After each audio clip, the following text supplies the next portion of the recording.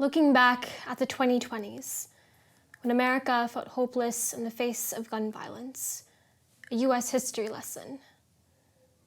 The 4D meta maps bird's eye satellite edges across the whiteboard as light sings out of a projector.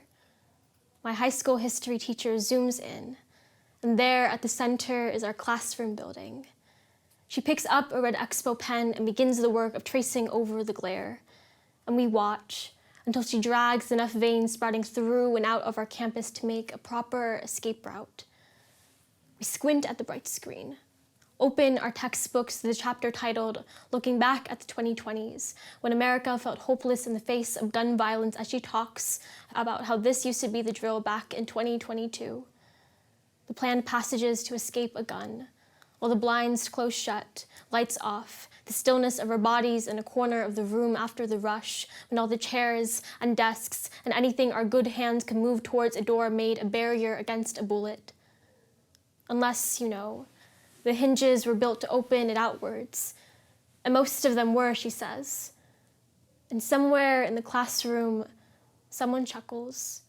How absurd this unadapted architectural flaw. Like when we learned about duck and cover to shelter from a nuclear holocaust, an animation of Bert the turtle tucking his head in his little turtle body broadcasted when the government decided this was how they would keep us safe from our own fears. And of course, my teacher says, continuing as she gazes back at the map when all else failed, teachers told their students the best thing to do is run. And suddenly, I hear Ziahara sitting behind me whisper to Kazdi how she bets she can run all the way to her house in 2 minutes flat as a brag and not as a means of brainstorming survival. Because we've only seen escape routes planned in Mission Impossible 17, everyone huddled around a table mapping each other's placement in a harrowing maze. Raya calls out, "Look, I can see my house from here." We watch the tip of her finger point like a bullet, recognizing where it wants to land. But all of us became stark still when the teacher says that most school shooters were teenagers, said Uvalde, said Columbine, said Stoneman Douglas, said kids back then used to huddle under their desks during drills, but understand that the next shooter was doing the same. And we can't help but look around the room at ourselves, straining to imagine us ever hurting each other. The mass public saw these people as crazy, insane, even evil, she says.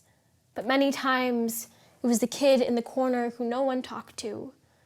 When people are isolated, detached, nothing feels real and they can do anything. And the class is silent until Jacoby asks, "Were the gun buybacks effective in taking weapons out of their hands?" And she responds with, "Yes, political actions were absolutely necessary to end the violence. We voted out the filibuster. We voted out concealed carry, corporations divested from the NRA, and yes, we stopped the $28 million, the mass of money given to politicians from gun lobbyists every year by the end of the 2020s. But it was beyond that. What else do you think we needed?" And Lesky raises her hand, says, "Not police or armed security in schools, but mental health counselors, culture keepers, social workers."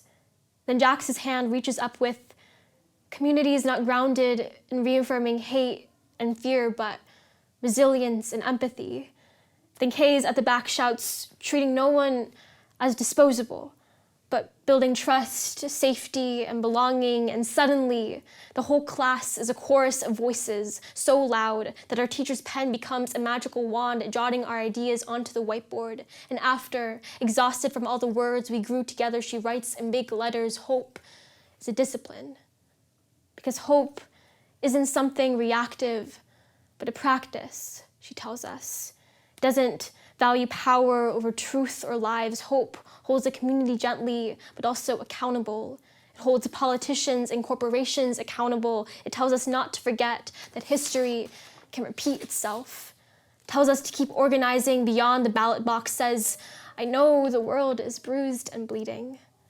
Grief so thick, it can fill the lungs of our whole classroom. But hope lets us reimagine a future where we can breathe out.